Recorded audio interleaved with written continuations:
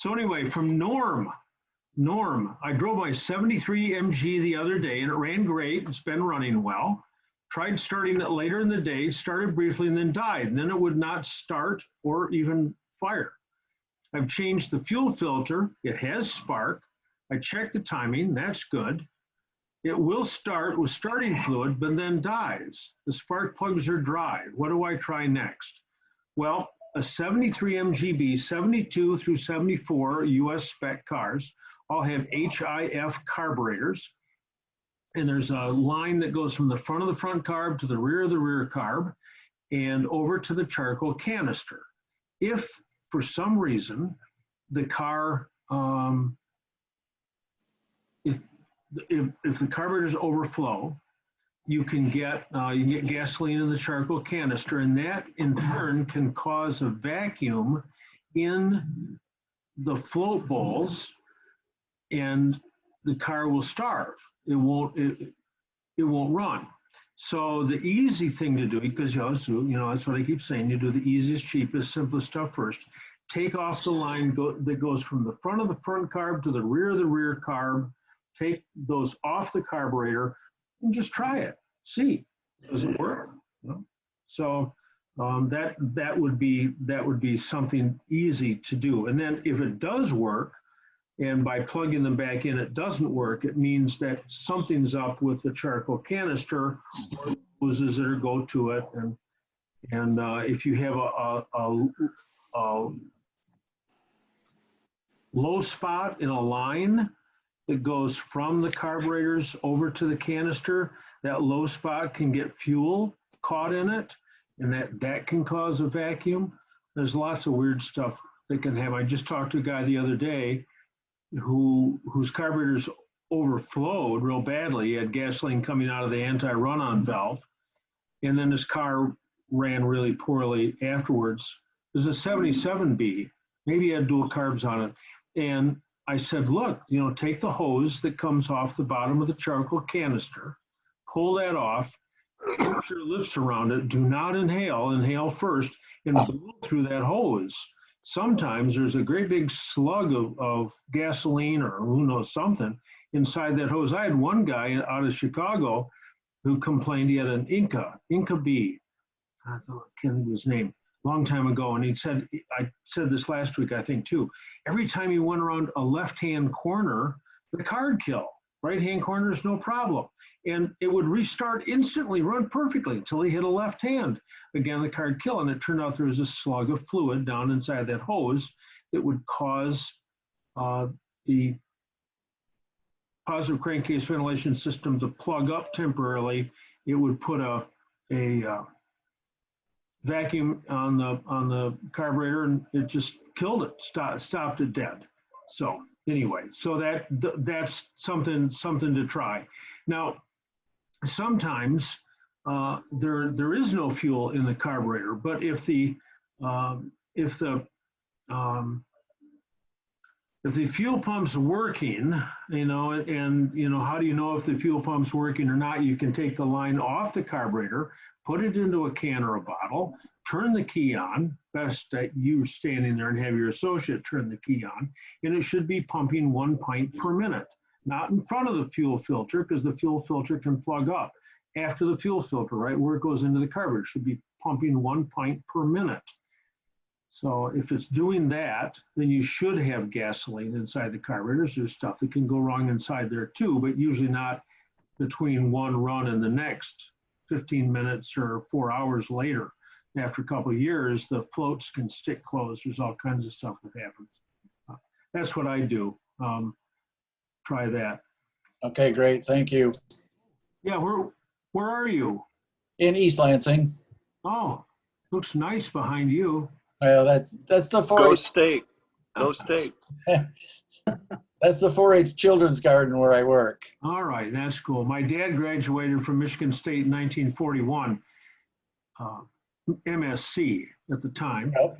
And he was a Spartan fan. He had tickets on the west side of the stadium at the 50-yard line from about 1952. And after he died, my sister moved him to her house, because she's a graduate. And she kept the tickets for another couple of years, but then they came through with a really expensive one-time fee to build more seats or an addition on the stadium or something, and she couldn't afford to do it sometime around 2005. Anyway, yeah. Okay, thanks. Grew up with Spartans all around me. So, okay, from Neil Harris, the dash lights on my 71B are not very dim. Neil writes and says they're very, very dim. What's the fix? New bulbs or the rotary dimmer switch? Two things. The bulbs get black. The element, the filament bursts something on the inside of the glass, and they can darken up. So you can change the bulbs, and that makes a dramatic difference. But usually what the problem is the dimmer switch is gone from, those Lucas switches, or the three positions are dim, flicker, and off. So you're on the dim side here. The thing to do is just jump through it. It's free. Just jump through it. So on the back of the unit, there are two sets of spades, and on one spade is a red, sometimes a red with green, depending on the year. And on the other side are the wires that come out of the rheostat, and those are red with white. So get a piggyback and gang them all together and just run around with. You never need to dim them. So you can do that. And you can also get LED bulbs. You can get LED bulbs, and those are really bright, and most of those are not dimmable anyway. We got 95 people on now, so somehow people found out. So anyway, Neil, where are you on right now? Yep, right here. Oh yeah, okay. Yeah, nice. That looks. Is that black or is that green? Teal blue. Oh, all right. Now my eyes are killing. I see that now. You moved a little bit or something, and the blue showed up a little bit. So Right. yeah. Well, where are you calling from? 3 houses down from your cousin Mary Hurd. Oh, in East Amherst, something like that. Yep, East Amherst, New York. Yeah, Tonawanda. Yep. Okay. All right, Neil. Thank It's a you. pleasure. It's Thank a you. pleasure. From Kodai, he says, I have a question about my personal car's history. Will you be okay with telling me about my car? Sure. Mr. Okano. Hi. I'll try to make this a quick one. Yeah. But I recently, around May, I bought this 1971 MG Midget in teal blue, and it has this 14th annual party. Oh, our old that license plate. Yeah. Yeah. I was wondering if you know the history of this. Just I know it's really time consuming, So send me your VIN, send me an email, johntwist@universitymotorsltd.com. Send me the VIN, GAN, what year is that? 71. So GAN 5UB, right? Let me check. That's what it is. GAN 5UB. 10238OG.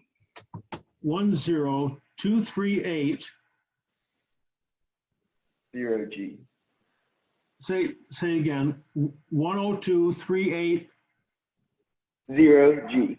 Okay. All right. Yeah. Well, send me an email. I'll look at my list. Just because it's carrying that plate doesn't mean that I've ever seen the car Excuse before. me, John. Why are you black? Why am I black? Yeah, I don't like niggers. Oh man, this is so sad. I'm just asking a question. I mean, you Just boot him out. You can also, I John, didn't even do John, anything. you Shut can- the fuck up, James. Man, fuck off, nigga. I didn't- He didn't do shit. Shut up. There's a lot more. James, you have There's a lot autism. better ways to have fun, Hey, I guys. didn't even do nothing. I'm just asking, why are you black? Hey, he's not doing shit. Come on. Fucking question. He's just asking you a question. Come on. Answer Hey, it, I have you a fucking question. retard. No, you don't. Hey, there you are, Justin. There you are. Hey, Yeah, how look cool- at how me. Look cool at me. is that, John, man? What's why up? are you Hey, so what's black? going John, on? boy. You a fucking white supremacist. John, why are you black? Stop Okay. raping. Hey, John, you like my All flag, right, right? well- You like my flag.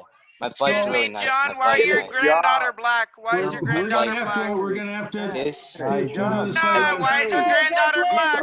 No, I ain't a fucking rapist. Rapist, Why rapist, is your rapist, granddaughter rapist, black? rapist. Listen. Why is your granddaughter black? nigger. Oh, what the fuck? Okay. What there the goes. fuck? There goes Justin. John, My quit, shut up. balls in your drawers, your drawers, balls in your drawers. Can't stand right. Get out. Balls and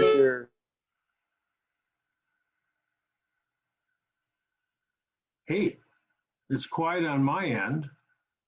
So until they figure out how to unmute themselves, so.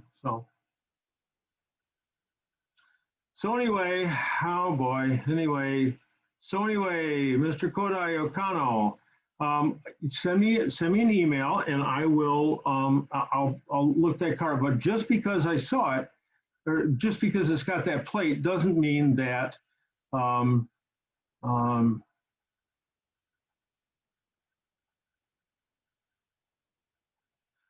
it doesn't mean that I've seen the car before, just like if it's got a University Motors sticker on the valve cover, doesn't mean I've seen the car before. Sometimes you'll see an ad that says serviced by University Motors, and or the guy says, all my service has been done by University Motors. It's like, okay. So somebody calls them and says, do you have a file on it? I say, yeah, we saw the car one time. So the guy isn't telling a lie. All his service was done by me, but he just didn't have much service done. So anyway, okay, so we are going on to Albert. Albert, you can unmute yourself. I maybe you can try. I'm not sure if we're going to have any luck here or not.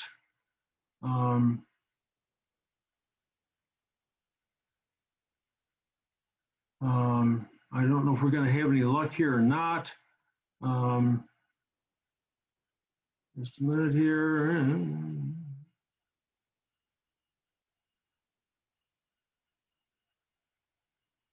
Albert, I'm changing from electronic distributor to points distributor on the 78B. Which wires on the original distributor connector can I use on the points connector? What, I've got everybody muted right now because I don't know what's going to happen if I allow people to unmute. We're just going to get that cacophony. Only time I use that word tonight of stuff here. So Albert, the way to hook up your point style distributor in that plug that went to the original distributor, there are 3 wires. There's white with blue, and white with black. Take the white with black and connect that to the points. And that wire goes right to the ignition coil. All done. So, all right, so Christina says MG works as a password for her. Mel Goldberg is weighed in here and said, you spoke about selling and buying MGs along the same lines. We are asked by our insurance company, Hagerty, what's the value? I find their valuation tool not helpful. If I count all my time, probably hundreds of thousands of dollars. Okay, all right. So anyway, that. But remember, Mel, it's not what you got into it. It's what it'll fetch on the open market. And I think Hagerty's values. I'm surprised by them. I think they're high, but that's to our advantage because that means that when you get insurance through Hagerty, and you got a condition to 1977 MGB, that theoretically, if you lose it, you can get another one that's about the same condition for about the price that they'll pay off. So, And I'm sorry I got everybody muted tonight. Maybe next time this won't happen. I don't know. From James Ducat, 79 MGB Roadster, Stromberg carburetor. How to adjust the air regulator or the idle regulator screw with a plastic hex nut on the rear side of the carb. So that little device on the rear side, on the right-hand side of the Stromberg carburetor, is to adjust the amount of fresh air that gets into the carburetor around the needle to lean out the mixture so that the idle mixture meets federal spec. Just shut it down. Just close it down. It's a 5/8 nut. Just shut it down. And then take the brass screw that's in it and shut it down and adjust the carburetor the way you would in SU. Just lift the piston. Yeah, that's it. James, you're on there. Oh, you're right out there at the car. How cool is this? Can I unmute you? Ask to unmute. Yeah, you got me. Hey, I got you. Okay, Beautiful. all right. This is maybe this is going to work here. So Yeah, it's anyway, great. yes, just tighten up you'll strip the threads real fast, but use a 5/8 wrench and just turn it until it stops. Yep. And then take your slotted screwdriver and just tighten it down and it'll be happy. Okay. Okay. This thing's been giving me a hell of a time, generally speaking. I thought I had it dialed in, but now I'm having problems with idle, with starting it. And I don't know if it's the choke or whatever. And I was kind of hoping that you were going to say that somehow that was going to be my idle air mixture or something that would, The magic. So, no, it isn't. Shut that down. So the Stromberg carburetor, the two very distinct parts of that carburetor. There's the automatic choke, which is attached to the body with 3 slotted screws beneath where your finger is.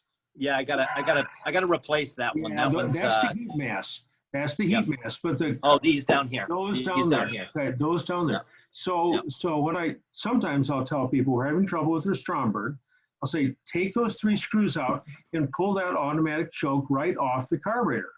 Now it's difficult to start because you need a choke to start the carburetor. But if you're continuing to have running problems with that disconnected, then it's not the choke. If problems disappear, disconnecting it, then it is the choke. So that's a simple, easy way to test it out. But the carburetor is pretty simple. I mean, it doesn't seem like that. The choke's complicated, but the carburetor is simple. You got a rubber diaphragm that's perforated. You have to have a new one. The air piston has to be rotated correctly with the air towards the engine. The needle has to be clean. There are modern gasoline wreaks havoc with the brass. We used to take them apart and find them all green from the water in the gasoline and the alcohol, or I'm not sure why, but those needles were just awful. And when you put the adjuster down inside the piston, do this with a piston in your hand, watch it, and tighten up the adjuster and unscrew the adjuster. I'm trying to do this. Simon's going to help me. He already told me to get a white screen behind me, at least that, and then I can move my hands, but I haven't done that yet. Maybe I'll get a green screen, it would be better. And unscrew the adjuster and watch that needle move up and down, and you should always be able to see the shoulder of the needle. There's a little pin that keeps the needle from popping back up inside the air piston. I just fixed a guy's car, in the last 6 months, and the needle had disassembled itself and popped back up inside. Just a lot of little things can happen. Apparently this car had run so lean that in order to try and fix it, a previous owner had taken a grinder to the adjustment so that the needle would go higher, apparently. So I just replaced that, and this is me trying to get it tuned in after having done that. So Disconnect the charcoal canister. The Ah. vent at the rear, the vent at the rear that goes over the valve cover. this one right here, Not the big tube, the little one, yeah. This one? Yeah, that one. No. this one. Yes. So just Okay. disconnect that, and that should not make one iota of difference in how the car runs. Not one iota of difference. If it does, there's something up with the charcoal canister. Got it. Awesome. Thank you very Right. much. That's Yeah, been so that- helpful. Oh, you're very kind. You're very kind. Thanks. I'm gonna mute everybody again, and we're gonna go on to David Lloyd. So David, how am I gonna find you? Because I got 4 pages here. Let me look and see if I can find, Tom Zerbel, hi, how you doing? Gosh, I went to high school with Tom Zerbel. David Lloyd, I don't see David Lloyd on my on this list here, and I'm terrified. So we're just gonna try this here. We're gonna allow participants to unmute themselves. We'll see if this works right now. Maybe. Hey, John. Okay, David John, Lloyd. David Lloyd. Okay, all right. I feel that the message that popped up saying the host wants you to unmute was a link by those who hacked the meeting. I would suggest carrying out scans on computers of all those that clicked on it. We're way beyond my ability. I can fix an MG. I can't chase it. So, I'm not any good with computers either, but that's not how people would normally unmute. So I'd suggest it was probably a link by those people. okay. I guess they're gone because otherwise they. Well, for now, yeah. For now. Why would they? I mean, why not go on to a Nazi meeting? Wouldn't that be more fun for them? They got bored. They couldn't piss you off. Yeah. David, Thanks, John. Where are you calling from? Melbourne, Australia. Oh my gosh, what time? It's in the morning, 10 o'clock Yeah, in the it morning? is. Yeah, just about 11. All right, yeah, very nice. Well, thank you. Thank you for being here. Yep, thank you, John. So those of you who know the Australian cars, I mean, a lot of British MGs were exported directly to Australia, but they had an assembly plant there. It was tax, all about the tax man. But they had an assembly plant in Australia, and they would send the cars in pieces, and they would be reassembled in Australia. So there are Australian-built MGs, just as there are South African-built MGs. And they were labeled as CKDs, completely knocked down. So A lot of Australian content in them too. Okay, that's interesting. A lot of interiors, diffs, gearboxes, things like that. Yeah, all stamped with Australian logo on it. All right, but not out of Holden's or something. No. Okay, so I've got a friend who used to work at Moss, Chris Nolan, and he has an MG which he refers to as old number 2. Old number 1 is in England. It's the Kimber's first car, but Chris Nolan's got a car. It's an 1880, and he says no one claims to have a car older than his. And his came out of Australia. He had the wood in the body tested, sent it to Michigan State University. I don't know where he had it sent to, and it was eucalyptus. So it was an Australian-built car. Anyway, now we're on to Gene Cooper, who says, does anyone ever turn their dash lights dimmer? I don't. I don't. So, all right. So here we have, oh my gosh, a real interesting thing here.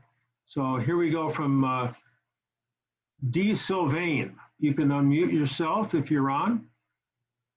I had my MGB's engine rebuilt and rebored 20 over. It's difficult to rotate the crankshaft pulley by hand through a full revolution. It's most difficult when all 4 pistons are at or near the middle of the stroke. That's kind of weird. That's usually where it's easiest. I haven't put the head on, so there's no compression. Should I be concerned? Yeah, because it shouldn't be that hard to turn over. So why is it hard to turn over a rebuilt engine? Number one, the bearings are too tight. And you don't know that until you take all the caps loose. That's taking the sump off. Oh boy, this is frustrating. But you don't know that. But I can tell you that the rings come incorrectly sized from time to time, and the machine shops do the best. I give them the benefit of the doubt. They do the best they can. If they're supposed to bore it to 20 over, they bore it to 20 over. But maybe they bored it to 19 over or 18 over. It's almost 20 over.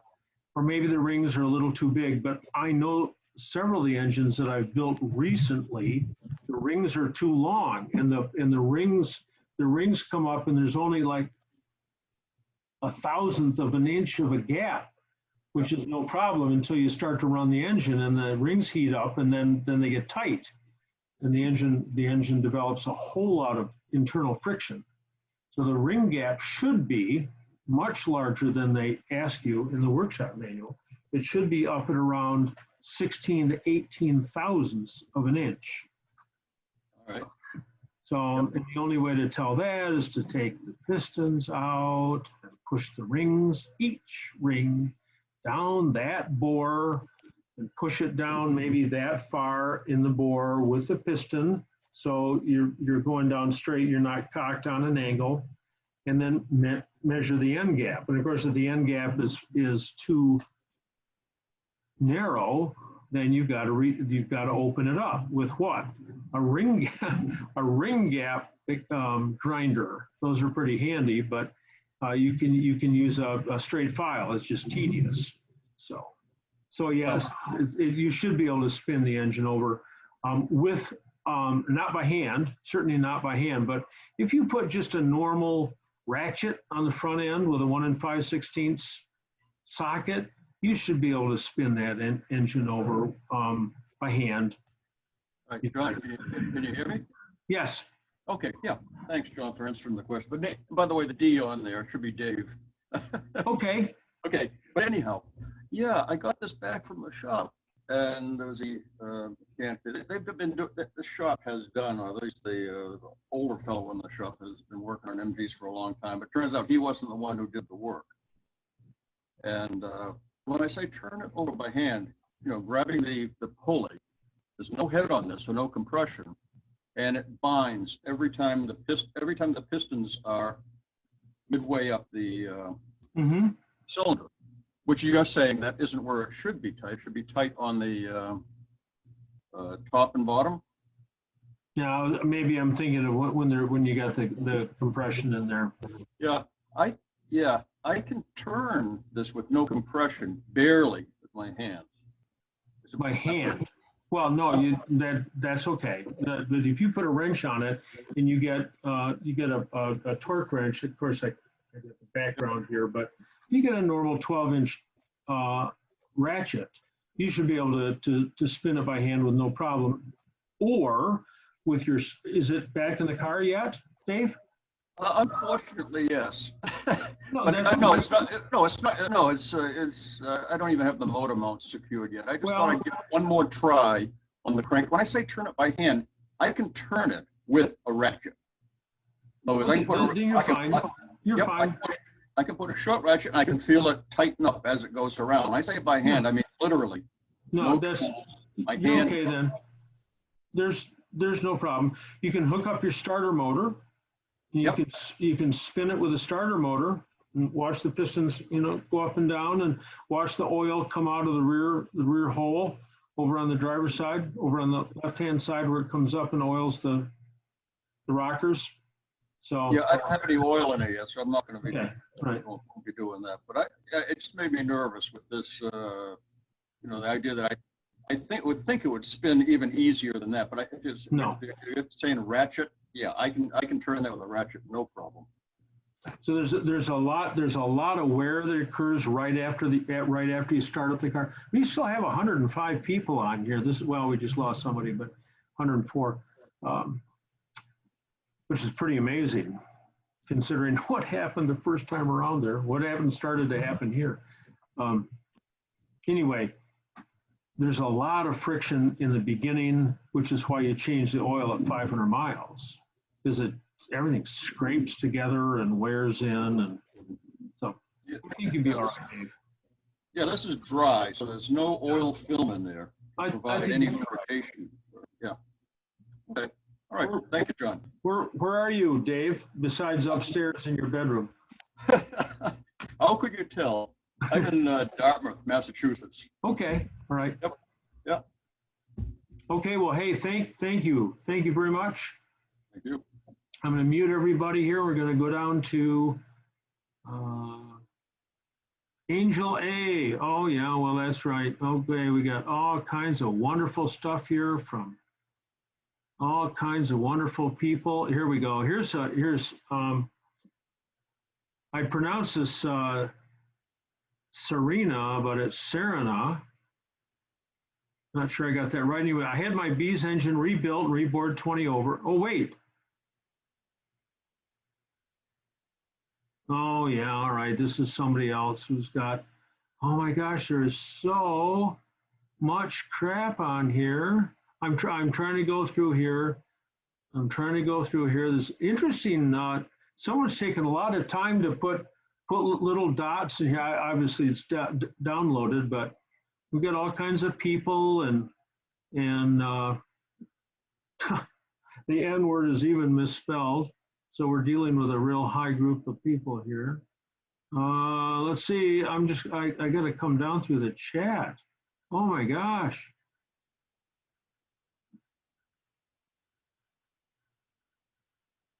I'm trying to find some questions here, but there's so much. This is so amazing here. Oh, wait, what's this one? No, join the KKK. No, I don't think so.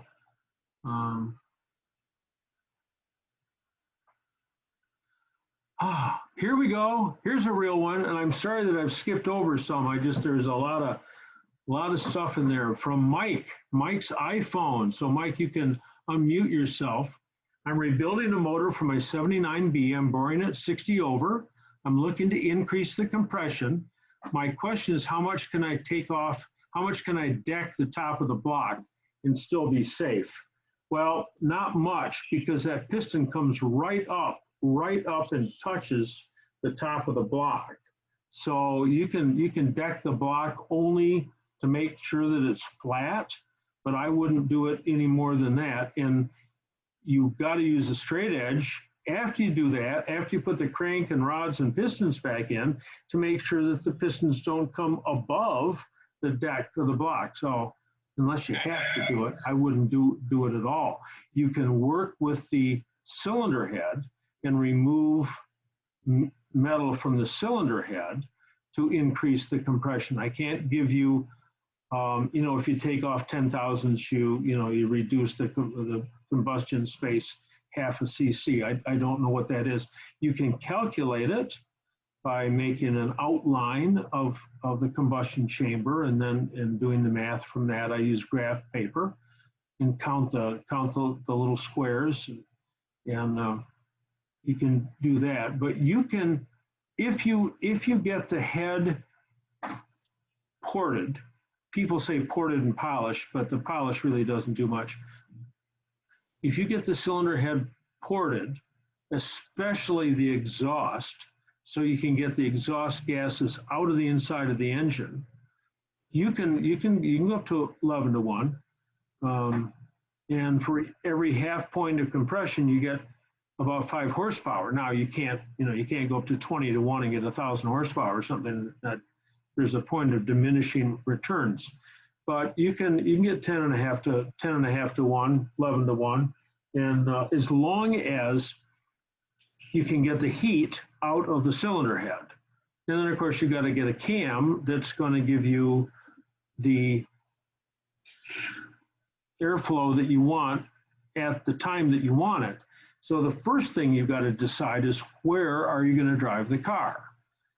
By that, I mean, what RPM are you going to drive the car? But also, where are you going to drive the car? You're going to drive around on Sundays? You don't need to do all this hocus pocus. If you're going to go out on the expressway and you want it to fly, my MGA, if you've seen my YouTube video, I had that up on maybe on Facebook, where I take my MGA from 70 up to 90, and it still wants to go. I've got a David Anton's VP12 cam in there around town. This almost sounds like I don't know how to tune my own car.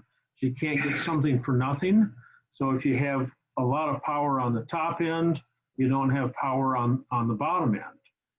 There's a lot of considerations in there. But anyway, long answer to a simple question, I wouldn't deck the block. I'd take, if you want to increase the compression, take it off the cylinder head. And Mike never unmuted himself. So anyway. Okay, so Bill Califat, converting from positive to negative ground on my YB. Hello, John. Yeah, hey, so do you have an ammeter in there? Yes. Okay, so either, is the wiring new or old? New harness. This is the YB. You and I have talked a few times. I'm putting the MGB 1800 in it. Yep. So it's a brand new wiring harness. There's no issues at all. The only things that are polarized are the ammeter. And if you've got an older car with the original wiring, don't take the wiring off the ammeter, leave it there, and just remember that plus means minus and minus means plus. So when I hook up the ammeter, reverse those? Yes. The positive and negative, reverse them? Okay. Yeah, and just make, if you can run some current through it, just to make sure. Okay. You know, if you get a battery and the headlight, turn the headlights on and just touch it to the ammeter and make sure it shows a discharge. That's all. Okay. And the other stuff that's polarized is the fuel pump. If it's a modern fuel pump, it's got a diode in it. But the ones that are positive are usually wrapped in red. On the car. What's that? The fuel pump is the one that was on the car. Is that polarized? If it's got red tape on the solenoid, then it's a positive earth pump. If it's got black tape, it is either a negative earth pump or it's got a condenser in it, which is either positive or negative. It works either way. Okay. So yeah, it's a real simple thing to do. It makes the car modern. It doesn't hurt anything.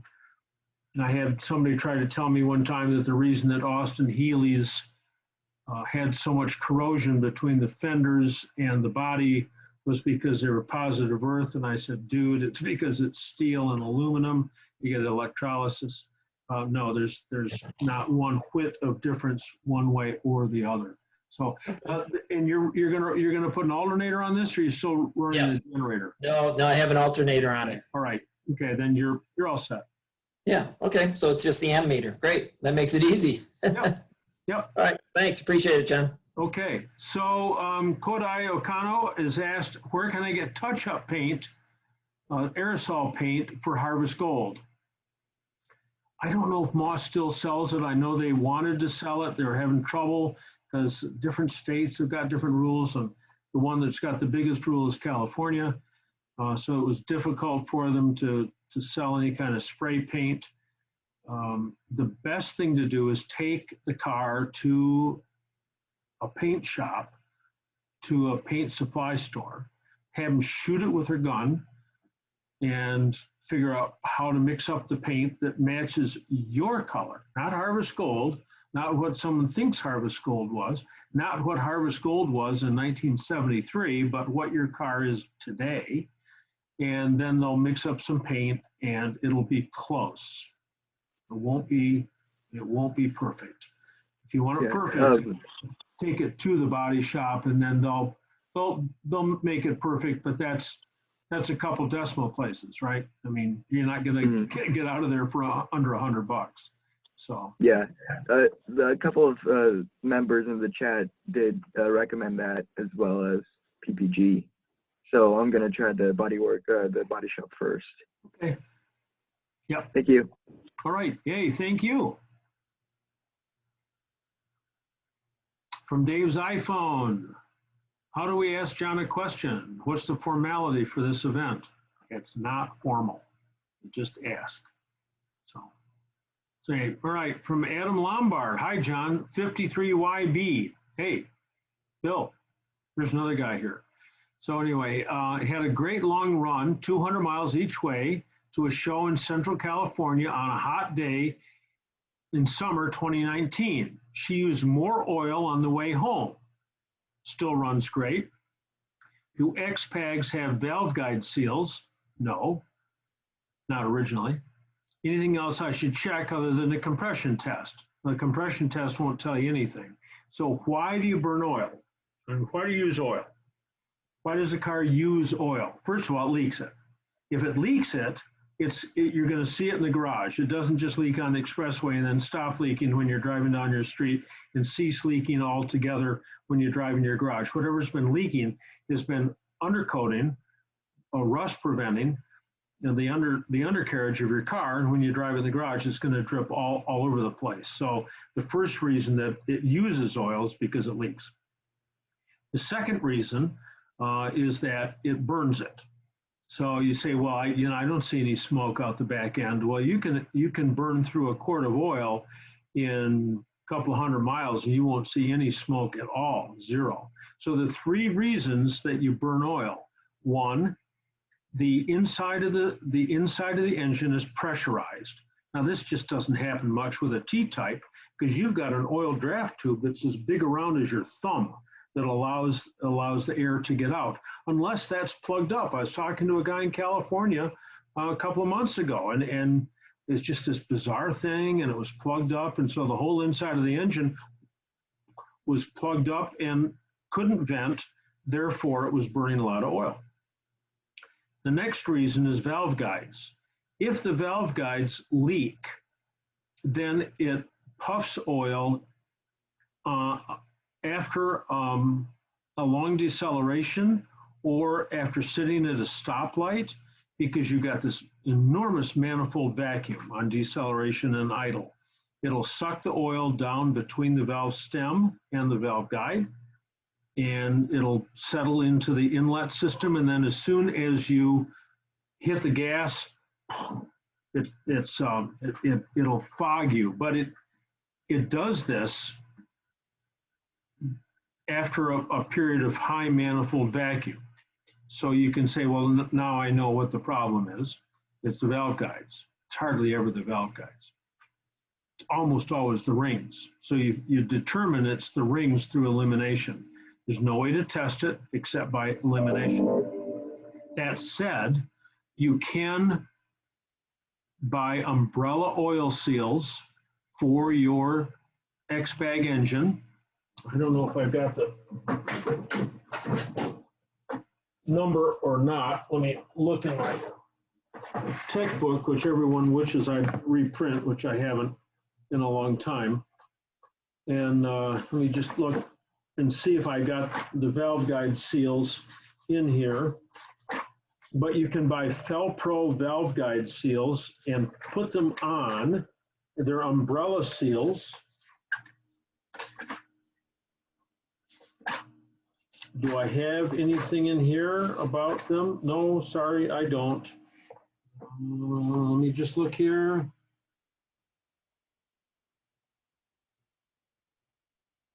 No, I don't. But I can probably come up with a number. If you Google that, you can probably come. Felpro seals. Look, no, this is for an MGB. Sorry. You can probably find out what those umbrella seals are. So the original T-type uses an O-ring. It's just a crude attempt. And the other problem with it, with the X-Bag, is you get so much oil up in the cylinder head that even with umbrella oil seals, sometimes they'll leak. I just talked to a guy who was running an A-series engine in a Spridget, and he took his engine apart and he found out that the cam bearing in the front of the block was wrong, and it was letting too much oil up into the cylinder head, and because there was too much oil in the cylinder head, he was burning oil. Never heard of that before. So all kinds of things can happen, but it's either because it pressurizes the valve guides or the rings. And just offhand, it's always the rings. You can buy a lot of oil. You can buy a lot of oil for what it costs to change the rings. So, and if you can email me and I'll look for that number for that Felpro oil seals. David's iPhone. David's been on here a couple of times. Can you explain how to start the engine from under the bonnet of a 1980 MGB? Sure. 70 through 80, you can start it from underneath the bonnet. First of all, you have to have the key on. If we're dealing with how to jump through the key, we're probably not. We're talking about how to spin the engine over, probably. But turn the key on, make sure it's out of gear, and then find the starter relay. The starter relay lies immediately to the rear of the fuse box. Up through about 74, 75, it's a rectangular relay. After that, it's a black cylindrical relay that looks the same as the ignition relay on the 77 through 80, which is in front of the gearbox. We're looking at on the rear side of the gearbox, of the fuse box, not the gearbox, fuse box. So there are 4 wires. One of them is white with brown. Pull that wire off, white with brown. Stretch him and touch him to a clip that holds the bottom fuse. If he isn't long enough, sometimes he isn't, pull one of the purple wires off the bottom fuse on the rear and touch that white with brown to the spade terminal on the bottom of the fuse box, and it'll spin over. So you can check your compression, you can do all kinds of stuff. You can start it from underneath there, but the key has to be on. If you want to start it without the key, then you've got to disconnect the anti-run-on valve, because that'll cause it to kill as soon as it starts. And then you've got a jumper between the 3rd and 4th fuse. Then you can start it using the way that I just told you, the white with brown wire on the fuse box, and that will spin the engine over. So. Okay, white with brown wire. Yes, yep, and that's on the relay just to the rear of the fuse box. So. Hey, John, appreciate it. You're the best, Hey. man. Oh, it's kind. Thanks. A lot nicer than the people who are logged on the chat a couple of minutes ago. Oh my gosh, David, where are you? Toronto, Ontario. Actually, Okay. John, you know what? You looked at my car before. I think we did the Buffalo rally, like maybe it's going back like 10, 15 years ago or something. 92, 1992. When 92 probably is about right. Yeah. Yeah. And Yeah. That was the you last took a look time I at was it. in East Amherst. Yeah, that's it. Yeah. Okay. So Oh my when are you gosh. coming to Canada?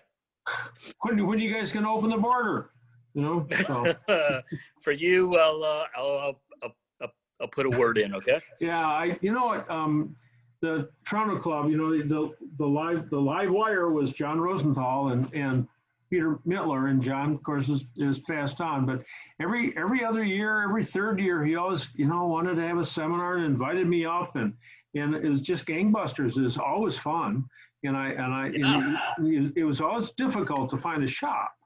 That was a thing back in the day. There were still some British shops around, but he had to wrangle and find some people that would be open on a Saturday and, you know, let us come in and all that kind of stuff. But I'm keen to do it as soon as Peter Mittler's up for it. As long as I've got to go down to Washington D.C. and stay with Sean English and work on a bunch of cars in D.C. and I got to get up to Minneapolis and and see Mark Brandow and work on cars up there. But then eventually the border will be open. I got my card. I got my Nexus card. I went to an office in Detroit, and first of all, the Canadian customs gal asked me about 20 questions, and then the American guy started in and asked me the same ones just to get this fast pass. I said, "What is this? The Spanish Inquisition?" But he was too young. He hadn't seen that episode of Monty Python. So I do have a Nexus card, so I can get through fast. Awesome. So if all you need is a garage, I mean, I'll email you. All right. Well, talk to Peter Mittler, and we're working on it, John. Oh, that's John Peterson. Whoa.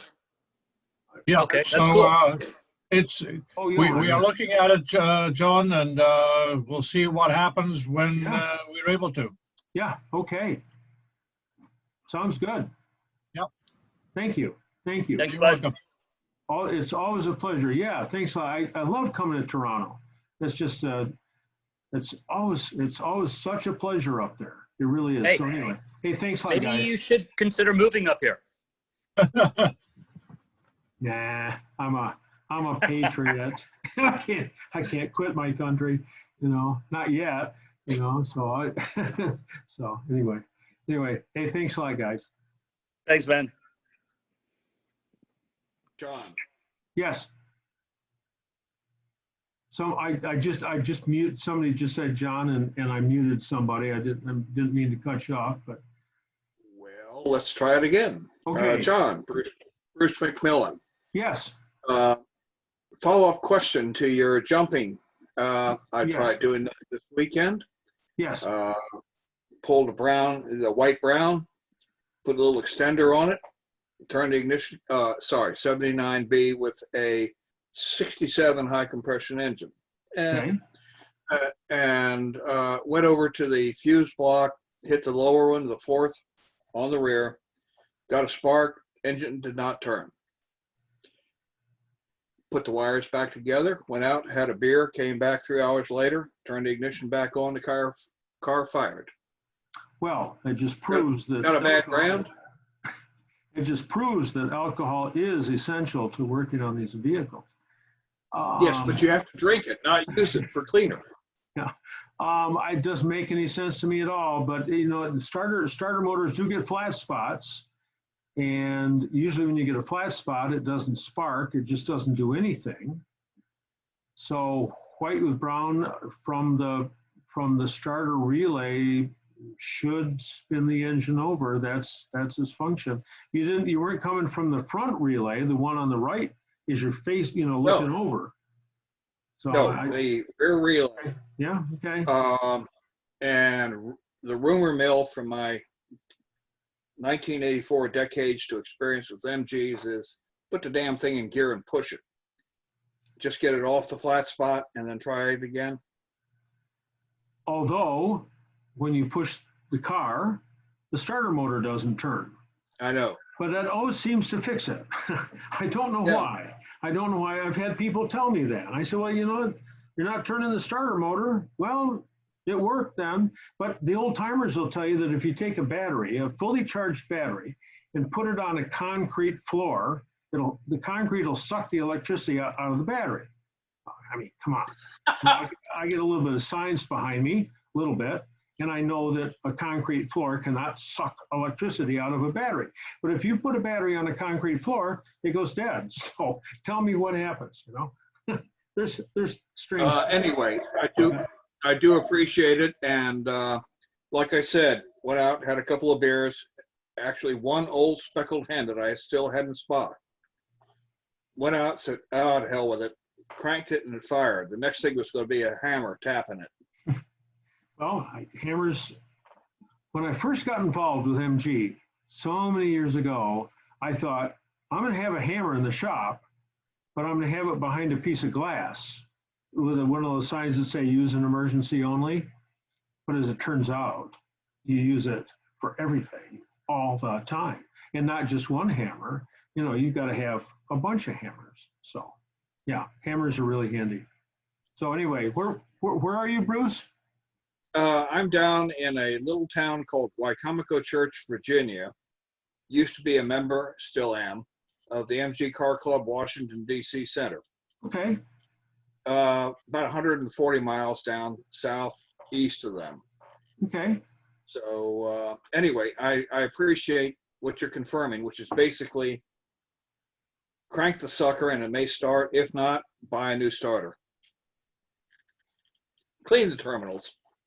Yeah, that always helps. Cleanliness. Nobody ever thinks of cleaning electricals as part of a service, but it really, really is. So, okay, so here we go from Christina. Hi, Christina. Thanks for your advice on the Speedo cable for my 71 MGB. Our local Moss dealer was back ordered, but I was able to purchase the overdrive version longer and threading it more carefully from the gauge to the transmission. I now have a working Speedo. No need to purchase the angle drive. Great.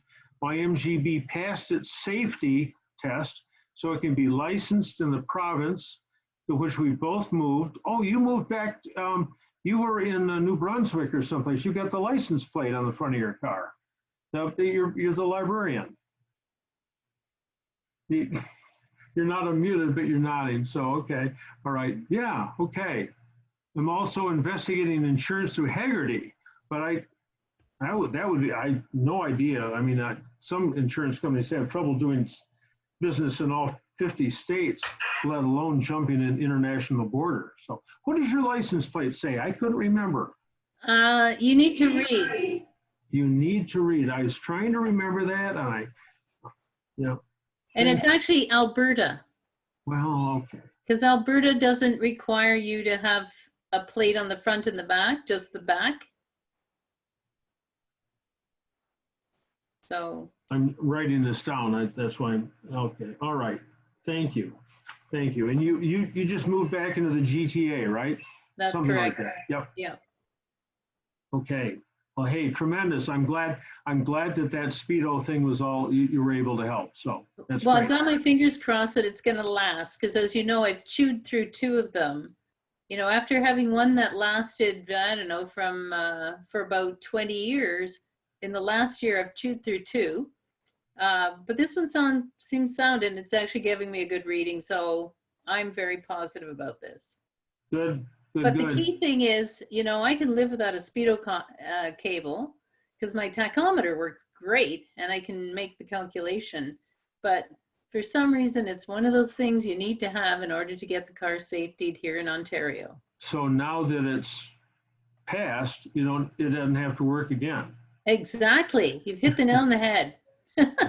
Like the gentleman who was asked about what the little trim screw was on the side of his carburetor. It was to make it meet emissions, which is long since, well, California still has them, but yeah, almost totally gone here in the States for the cars that are as old as that. So anyway, thanks for being on tonight. Oh.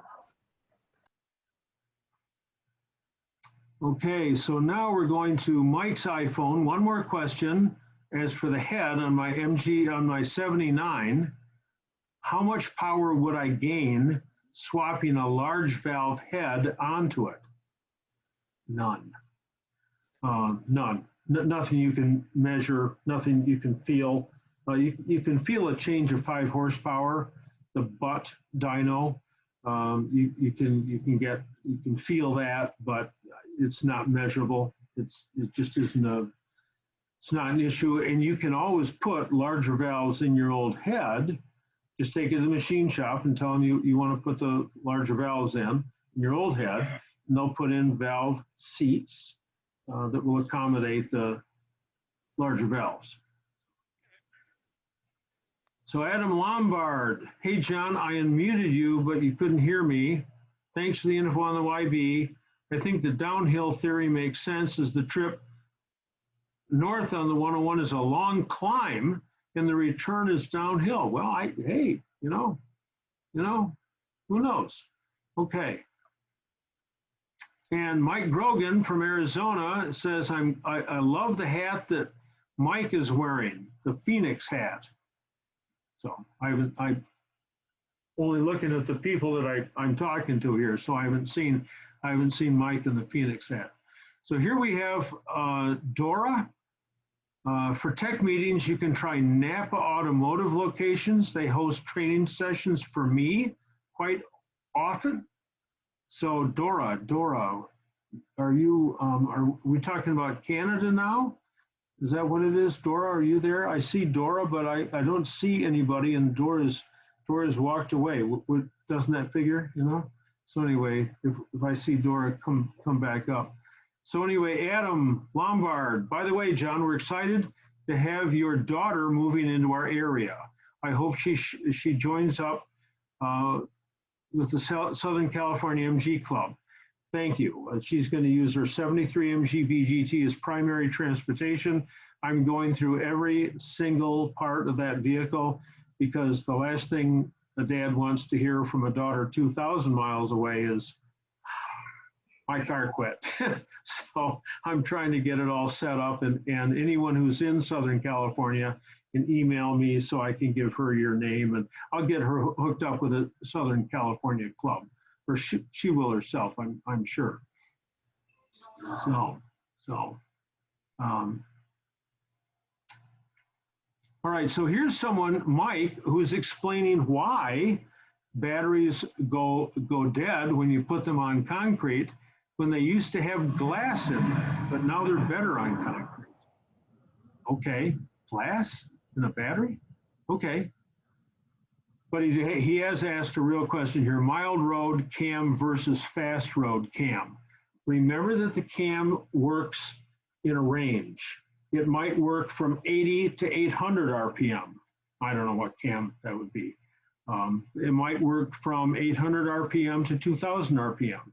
It might work from 4,500 RPM to 8,000 RPM.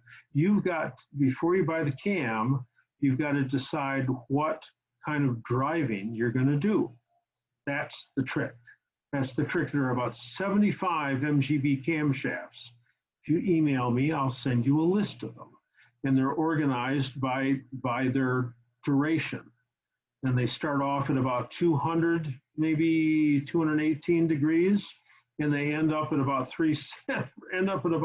oh my gosh, I don't know, 325 degrees or something. Just a dramatic change. And the 325s, you can't drive the car around town. It's for a race car, and a race car idles at 4,500 RPM. So anyway, in mild road versus fast road, that's like reading the name on a paint can. You got to look at it. You got to see what the specs are. You really don't know what those words mean. But if you want to call me and talk to me or email me, and I'll send you that list of camshafts. From David's iPhone, how do we get a lid like yours? I expect you mean this. So I go on to hat places every now and then, and I buy about a dozen of them at once because they're not very popular hats. But I get these out of England. From Paul to everyone. Hi, John. I've got a 77 MGB. I'm thinking of supercharging. Your shop rebuilt the motor for a previous owner. Supercharging is the silver bullet. I mean, you can do all kinds of stuff. You can get super duper air cleaners. You can get a better cam. You can get the head flowed. You can do all kinds of stuff and chew up an awful lot of money increasing the internal components of your engine. Or you can just send a check for, what are they, $5,000 now, to Moss and buy a supercharger and bolt it on. So about the best MGB engine that we ever did, a 1974 MGB engine, we got that up to 75 horsepower at the rear wheels. Now, I know some people say they've done a lot better than that. The engines themselves, I've dynoed them better than that, but the best we were able, easy for me to say, the best we were ever able to do is 75 at the rear wheels. And that's compared to about 60 at the rear wheels on a normal MGB. So it's a considerable increase. Supercharger, 95 horsepower. Just bolt it on. Bolt it on in an afternoon. Well, it takes a little longer. Not much though. It's a real easy installation. You can buy them for MGAs and MGBs. They're great, but they're very expensive. But it is a silver bullet. If you live up someplace like Denver, Bogota, Colombia, someplace a mile-high city, that's why airplanes have superchargers. The whole goal is to get air fuel into the engine. If you can't get the air in through atmospheric pressure, you got to blow it in. That's what the supercharger does. It's just great. It's just the nuts. So Paul, that's really nice. We supercharged several cars while I was at the shop, and you really don't even have to rebuild your engine to put the blower on it, because you're not going to use it. You're not going to be putting out 95 horsepower all the time. It's just, I'm going to mute everybody. In my 30s. Okay, so I'm muting everybody. It worked again. Okay, all right. So, okay. So from David's iPhone here, we have, what tire size should we buy for an MGB? Mark IV. I know this phone calls, or this calls from Canada, because the Mark IV MGB only existed in Canada. The smallest tire you can. The original tires were 165 14s. And it's really, really hard to find a 165 tire now. You can find a 175, 185/70, so you get the profile right. Coker Tire in Chattanooga, Tennessee, and Universal Tire in Hershey, Pennsylvania, I think they're owned by the same people, offer Vredestein tires. You can get them. If you want to pay $400 a tire, you can get knockoff Michelin XCXs. Beautiful tires, great 165 14s, but that's a lot of money to pay for a tire. So, but the smallest tire you can. That's it. We used to, sometimes people come in with like a 205 tire, and it's just like, it's way too big. It's too heavy. It's just too heavy. You want to rev your car up. You know, the question before was about supercharging. If you want to eat up that horsepower, doing something stupid like accelerating the mass of four wheels, you can buy 4 great big tires, but there's no point in it. So get the thinnest tire you can. Coker and Universal are great places. Mike says, thanks to everyone. Awesome. Thanks for the input. Just looking at Rimmer's selection. Rimmer's. I know that's out of England, isn't it? Rimmer's. Dave Holmes. 69. Can I change the oil cooler lines without losing too much oil? Same with the upside down oil canister and filter. A 69 MGB GT. So in 1968 and 1969, they had the worst oil filter they ever made. And it's an upside down element filter. You take the can off the top and pull it up. The problem is it empties after a couple hours of disuse. You're unmuted, Dave. Are you on here? Yeah, I'm unmuted, Okay. yeah. All right. So 60 and 69. So get rid of those filters. Just get rid of it. And buy a filter head from a 70 through an 80, which is a top load spin-on filter. I gave the part number before as a 1068, and somebody corrected me and said it was a 1064 Napa filter. It's one of the other Napa Gold, 1064, 1068. It's 2 years off the Invasion, 1066. I remember this 2 years off. Anyway, you can get that spin-on filter. It's just great. For half a year in 1974, they used the Marina filter, which is a bottom load filter. Impossible to reach. I don't know why maybe they ran out of the filter heads. I don't know. So John, that's just a straight swap? Yes. So a 1970 Yes. B filter head, and it'll just swap right over.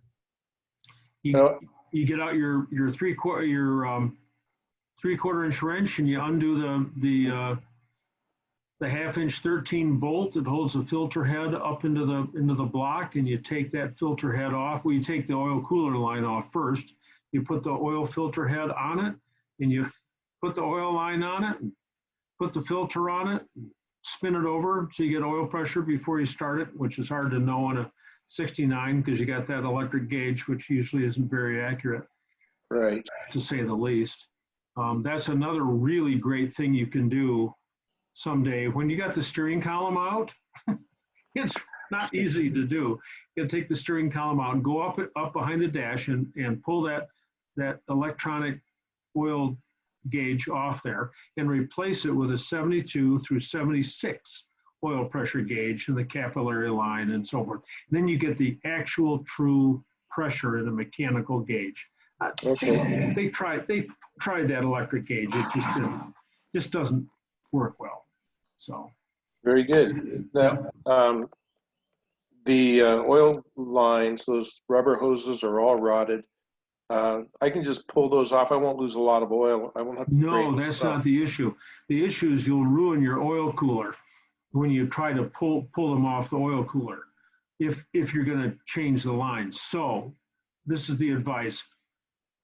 When you're separating dissimilar metals, in this case, you've got a steel cap and an aluminum fitting up inside goes up inside there. So you've got aluminum threads and a steel cap. You take your propane torch. Of course, we used oxyacetylene at the shop because it's so much faster. Take your propane torch and you've got to wave it on there for, oh my gosh, 3, 4, 5 minutes and get it really, really, really hot. Then you take your 5-gallon pail, which you've got a bunch of rags in, and even better, you spent $3 and bought a bag of ice. You got ice water in there, and you pick those rags up in a great big slug and put them around that really hot fitting. It cools off. You can almost unscrew it by hand. The metals just magically separate. It's just nice. If it doesn't, if you're fighting it, don't. You're going to wreck it. So heat it up again. Very good. Dissimilar metals. Yeah. Thank you very much. Where are you, Dave? In Santa Barbara, California. Oh, hey, right down the street from Moss Motors. Oh Yeah. my gosh. Yeah. Yeah. No Nice. counter service yet, I don't think. So I was buying parts from them when they were on Hollister Avenue. Is that Yes. right? Yeah. Me too. Okay. All right. Long time ago. Yeah. Right. Thanks a lot. Hey, John. Thank you, John. Yes. John, I got the filter number here. I got one here. Yeah. Here it is. Oh, it's a Wix. This is a Wix. 51068. 1068. It's a 1068. Okay. All right. Thanks. It's okay, John. 1068. That's the number, the Napa number 2. So. All right. Now we got Rich Roman. Can valve stem seals be fitted to a 1975 1500 engine? This is a 1975 midget 1500 engine. Yes. The answer is yes. And I think they were fitted to them originally. Do I have the part number? Not off the top of my head. If you email me, I'll look it up and see if I can find it. But yes, umbrella oil seals, they are the nuts. That's great. And just another comment, when you're having your engine rebuilt, when we lost the lead in the gasoline in 1975, everyone said, oh my gosh, we're not going to be able to drive our cars anymore because they're all going to get wrecked because there's no lead in them. Turned out not to be true. And the people said, oh my gosh, we're not going to be able to run cast iron guides with our valves anymore because the lead provides some lubrication, even though there's no lead up inside the valve guide, it's just oil. but that's what people said. So we went to these phosphor bronze ones, the gold colored ones, which tighten up when they're running and grab the valve and hold the valve open. So then we learned that we had to open up the clearance between the valve stem and the valve guide from 0.5 thousandths to 2 thousandths. Now the valve is wobbling around inside. Turns out cast iron guides are just fine. They work just perfectly. It was much ado about nothing. So if you're having your cylinder head done, get cast iron guides and umbrella seals.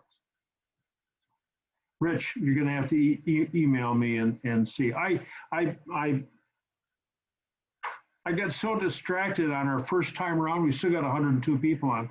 Our first time around, I didn't make my pitch for PayPal. Let me make my pitch for PayPal. I did not have a list of people that I thanked this week. I apologize. I didn't get it done.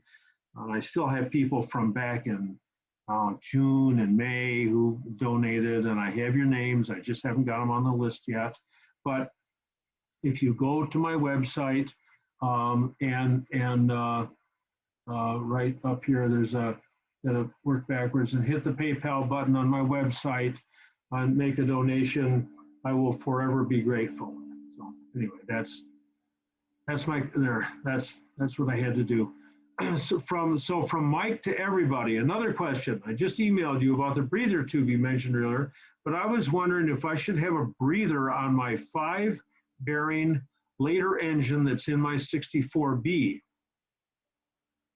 It looks like the earlier ones without emission control didn't have them, so I blocked the one on mine, but it leaks through the rocker gasket. Because you can't block up the inside of the engine. The inside of the engine has to vent at least to the atmosphere, which they did. They had oil draft tubes from the earliest years until 1963. They had an oil draft tube. So when you're running along on the highway, there's a draft underneath the car and it sucks the fumes out of the engine and leaves those fumes swilling in the atmosphere. Los Angeles complained, and so in 1964 they came out with the 18GA engine, which uses a Smith's PCV valve. First year that they used the PCV valve, 64. In 69, they got rid of that PCV valve and ventilated the carburetors. I'm going to mute everybody again here because I got some background. In 69, they ventilated the carburetors in a different way, which they ran right up through the Strombergs and right up through 1980. But you've got to vent your engine somehow. My daughter's 73 car, her MGB, came with an open front tappet inspection cover and like 1962 carburetors on it, which are easier to service than HIFs. But she's going to California, so I bought number 5 needles and I bought a Smith's PCV valve so that when she's running around in California, she's not polluting the air out there. It's got a Smith's PCV valve. So you've got to have something. You've got to have something on there for crankcase ventilation. It's either got to be open to the air or it's got to go through a PCV valve. So if you got some more questions on that, Mike, you said you emailed me. You can call me too. So. Okay, so now we've got Ed Smithgall, who's got a 66 midget. Is there a trick to bleed the clutch slave cylinder? Sure. There's always tricks. So Ed, if you're on, you can unmute yourself and you tell us where you're from. Yeah. Okay. So where are you calling from? I'm in Seattle. Oh, all right. Okay. Still, the sun's still up out there. I expect it's gone down here. So I used to do it myself, but that's when I was like 26. I can't reach around there anymore, so it's a two-person job. And you are kneeling down next to the car. You've got the rubber plug out of the left-hand side of the passenger footwell. You have unscrewed the bleeder all the way. It's sitting on the floor. You're using your finger instead of the bleeder for the first 5 or 6 bleeds. Finger off. Well, you have to have somebody else sitting over on the other side who is pressing the clutch pedal, not the brake pedal. They do get confused.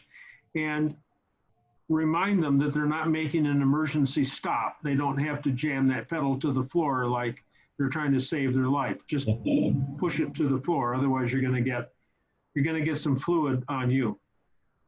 So finger off, pedal down, put your finger on the bleeder hole, pedal up, wait 20 seconds.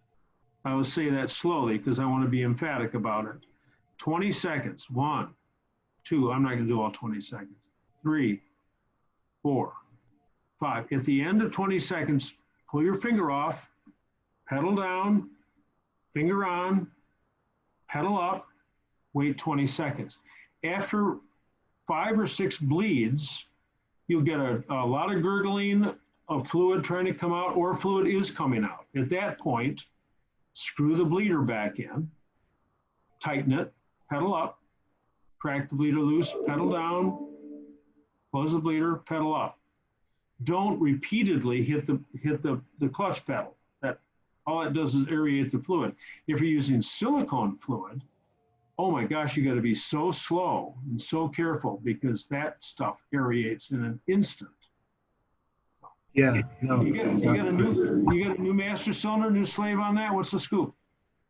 Yeah, it's I'm a newbie. I'm learning. So I pulled the car out of a field where it was sitting for 20 years, and so I'm working through learning little by little. So I replaced the master cylinder and all the lines, and the slave was rusted closed. So replaced that. Working through it. It's fun. Okay. If there is a hint of a leak in some connection, the line into the master cylinder, the 66 Midget has a hose from the flexible rubber hose to the slave cylinders. It does to the slave to the slave cylinder on the no clutch? It's a hard line. It's a hard Okay, line. all right. Okay, well, if there is a hint of a leak, you'll never know it. It'll only suck air in. And it won't blow fluid out. So you go, well, it's not leaking at the joint there, but it may be. So if it might be, you can crack. Don't just pull on the line, crack it loose and pull it tight again. There are line wrenches, L-I-N-E, line wrenches. They get 5 flats, and then there's a gap to get it around a hose or a line. Okay. So you can get them a little bit tighter, but do it slowly, and it will work. Unless something else is wrong, like one of the new parts isn't right or something, but that just got to take your time. Bleeding brakes isn't quite so critical. That's got a one-way valve in the back of the master cylinder, and it's not quite so difficult. But you still want to wait in your initial bleed. After you close the bleeder and let the pedal up, wait just a little bit, because the vacuum that's created in the master cylinder bore draws the fluid from the master cylinder reservoir into the bore. Okay. And it just takes some time to do that. So, okay. Thanks a lot, Ed. Good Thank luck. you. Yeah. I'm going to mute everybody again. Mike, should it have a breather? Yes. I don't remember. Was that from before? Yes. Yeah. It should have. We've been through that. All right, David's iPhone. He wants me to be a fortune teller. He wants to see the future. He says eventually cars will be electric and automatic drive. Where does that leave us? Is there a foreseeable end to our cars? Only through legislation, only through people who know more than we do about how to run our own lives. Don't let them be in charge. This isn't supposed to be a political rant, but if you allow people to be in charge of your life and make rules that prohibit you from doing things, they will never disappoint you. So just, keep every now and then something comes up. There's some tag on some law, and it seems reasonable to the people writing the law. I'm a coin collector, so to prevent to slow down thefts, pawn shops and coin stores in some communities, not many, were required to list every single thing that they purchased, photograph it, keep a record of it, and not even be able to sell it for a while. Well, somebody comes into a coin store with a box of 500 coins, you can't do it. So some of those coin dealers moved to the other side of the city limit sign. So anyway, I think we'll be able to drive our cars. I think we'll be able to buy gasoline. I think it'll work. As time goes on, people still drive Model Ts, so I think we'll be okay. But there are some people who are retrofitting. If you want to see what's going on to our cars in the future, look at England, because that's where the future is. They don't take this originality stuff as completely as we do.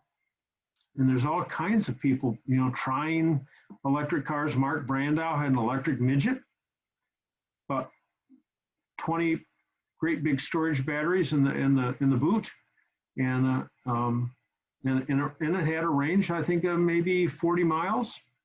So anyway, Simon Dix, useful info on tire sizes from Kelvin at Moss Motors. So you can go on to Moss Motors, and it's a /media, /instructions, /tire, and it goes on. But if you're over on the chat section, following it through where I am, and it says 532 messages, chances are they're not from us. Chances are they're those interesting messages that we've seen before. If you can find Simon Dix in that chat, at 8:44, it's timed. So he logged in at 8:44, but anyway, Calvin's got good tire stuff. From Adam Lombard to everybody, he's weighed in. He says, I've had good luck with 185/7015s on MGBs. Oops, he says that, 185/7014s. Although you can fit 15-inch wheels on MGBs, you can even fit 16-inch wheels. But by this time, now the wheel, the tire's pretty wide, and it's pretty difficult to steer. So anyway, I've seen a lot of stuff. And Mark Goldfarb is weighed in and said the 175/70s and the 185/70s are the two closest modern sizes to the original. Dora's weighed in here with 1068, the Napa Gold, and that does fit not 71 through 80, but 70 through 80. So, all right, and Dale Brown's weighed in from Windsor, and he says he's been using a Fram PH43. Fram filters are just fine. They're fine. I was thinking Napa filters. We used to buy a lot of that stuff from Napa for our MGs. No, never a problem and easy to remember. PH43. Tell this old man here how that's easy to remember. I couldn't even remember 1068. So this is Simo. I have an MGB and an MGA. The B jumps out of fourth. The A jumps out of third. Seems that only a very little pressure on the gear stick can cause disengagement. So I'm pondering if shifter rod detent spring adjustments may fix these problems. Is adjustment possible from underneath the underneath the car, or do you have to remove the transmission? Well, he doesn't say. Simo, if you're still on, tell me, what year is your MGB? MGB is 1960, English build. I'm in Australia, English build one. Oh yeah, geez, yeah, that's okay. So yes, you are in the world of detent. The only reason the only reason I've ever seen MGBs fall out of gear in this late model ones is because the gear shift boot is too small, and you put it up in third and it tugs and it falls out. But falling out of fourth gear is either there's something wrong with the way it's built, which means, of course, it comes out of the car, or there's a problem with the detent spring, or both. You can change the detent springs. You can shim them by going down behind the car. Sometimes you got to take the carburetors off to get the heat shield out of the way. But you can, what year is the B again, tell me? 1970. 70. So 70. On top of the gearbox, on the left-hand side, your passenger side, are 3 9/16 bolts. Underneath each of those bolts is a spring and a detent plunger. I watched your video. Okay, all right. So you can change those in place. It's a bitch, but you can do it. You can do it. Okay. The A you can't. You got to take it out of the car. Okay. Is there any, I looked at both of the service manuals on both the cars, and it doesn't point out which of the three works on first, second, third, top. Oh, somebody asked this before, and I can't find a picture anywhere. I can tell you that I can tell you the fourth gear. I can tell you the all synchro one. Just a minute.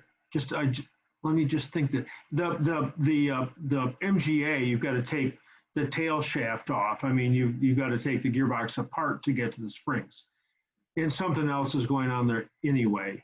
The main shaft is sitting too far to the rear or something. But the MGB one, oh my gosh, I cannot remember.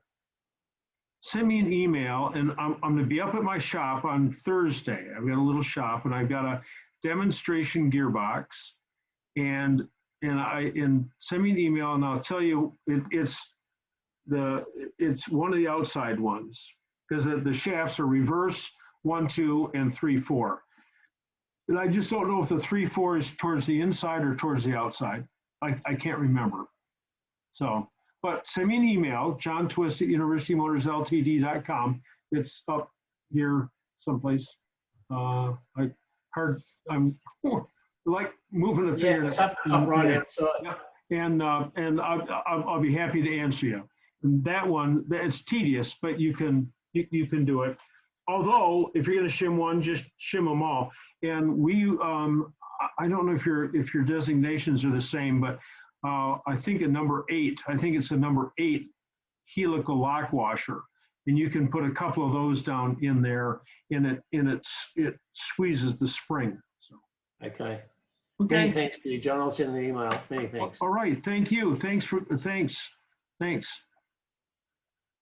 Mike Hogan says, sorry, I don't have a mic or a video, but he was on at 8:56. It's 9:09 now. I don't have a mic or video, but I would be interested in your thoughts related to the head gasket failures between 2 and 3 on a 69 midget bored out 40 thousandths. The head was flat and it was torqued well, but the gasket failed.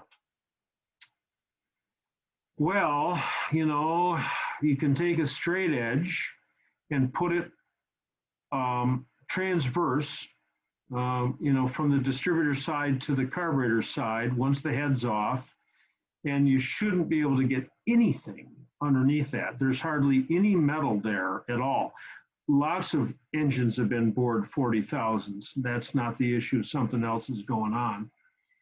So if you get any kind of metal failure there, any kind of depression, it's just going to happen again, unless you take a couple pieces of stranded wire, two pieces of wire out of a 16 gauge wire. Mike, you don't say where you're from. I assume you're from the United States, so it's our 16 gauge. British gauges, metric gauges are different. But just two strands out of a 16 gauge wire, and twist those together about 1,000 turns. Twist the wire and get a piece that's 3 inches long or so. Hold it and get it nice and straight. Hold it in place with some kind of gasket compound, just something to hold it in place, and cross it over on that bridge between those two, and then put the head gasket on it, making sure it doesn't slip out of place, and then torque the head down. That'll give you a little extra thickness there on that head gasket. And two strands of that wire is pretty thin. We used to use that down the right-hand side of an MGB cylinder head gasket to keep it from weeping, until I discovered that it was the head gasket studs and the lack of chamfering in the cylinder head that caused the problem. And Pay-In also made their gaskets thicker, put an extra little bit of thickness along the right-hand side. So it's the same idea as that. Worst case, of course, you got to take the engine out of the car and take the engine all apart and have the top of the block decked, ground off smooth. But that's the only thing that I can think of that might help you out. So our next one here is David's iPhone. Will this be recorded so we can refer to this wealth of knowledge? Yes, I just had a guy from Cape Town. I said that in the former meeting. A guy from Cape Town, South Africa, and he said, please get this stuff up on YouTube so that we can watch it later. And I will be more diligent here. I'll try to get that done before our next Zoom meeting, which will be the 3rd. Today's the 6th. Our next meeting is the 20th. But again, we will not have a Zoom meeting on the 3rd of November because I'm to be watching the election, even though they tell us the returns are going to come in 3 weeks later. I don't know, something. But I'm to be watching the election that night. I'm not going to be on Zoom. So our next one is then. So I'm down to I think I'm down to the end of my questions. It is 9:13. We still got 86 people online. If you got another question, you can ask. I would apologize for the first one, even the interference in the second one here. But they're just fat kids living in their mom's basement with nothing else better to do than cause trouble, so. Just hope they're not your kids, Discover that later on. Although my accountant had. You can hear me? Yeah. You can? Yes. I had a question on there, but I guess it's not. I don't know how to get the question to you. No, that just ask it, because I had to skip over a whole lot of whole lot of stuff. So anyway, so where are you calling from? Someplace where it's nighttime, it looks like. Well, I'm not sure if it's me. It's Tony Kaluzny from Livonia, Michigan. Okay. I got a 79 MGB. Okay. And I've got some overdrive issues. I was changing the oil and I pulled down the solenoid. Okay. And half of a ring, it looked to be like a snap ring, came out. And I don't know where that snap ring came from. It looks like neither do I. Yes, and this is out of the filter, or this is out of the solenoid? I pulled the solenoid down because I wanted to check it, and obviously oil came out of it when I was changing, because I was also changing the oil in it. So the rest of the oil came out of it. No, there's no oil that comes out of the solenoid. If you out of the hole, there was a little bit, not a lot. No, yeah, there's just a less than a teaspoon. Well, whatever, but it did come out. Okay. And out came this little half of a ring. I thought, oh, what is that from, Well, that is a question. And like I said, I got the question to you and your name there. It's someone told me it's a thrust, clutch thrust ring. Well, it could be. And But I don't you know what wouldn't that find that. does. You wouldn't find that in the solenoid. You'd find that in the filter assembly. The filter assembly has got six screws or 8 screws that hold it in. Correct. I did pull that down as well, but I thought it came out when I pulled the solenoid down. No, it came out when you pull the filter screen off. All And right. that's really common. It's a washer which has 4 chamfers or slots in it, and it's just too thin and it's too weak and it breaks. So once it breaks, then the sun gear, when you're in overdrive, is thrust against the aluminum housing of the overdrive, and very slowly wears that away. That's why the thrust washer is there to begin with. It's nothing you can fix without taking the engine and gearbox out of the car and the overdrive off the back of the gearbox and going on into the inside of it. Next summer, when I have some time, I would hope to be able to do a little tiny bit of work, and you could bring me something like that and I would fix it. We'd have a good time and go off and have a beer at the local bar, and I'd fix the overdrive and you could take it back home with you, but that's next summer. Is it going to cause any big problems? A lot of people have lost that washer, and I don't know, and it eventually wreaks havoc with the inside of the case, but what are you going to do? So stop driving the car. No, you can always buy another overdrive. I mean, it's expensive, but you can do that. I do have those washers. I made them. They're about twice as thick.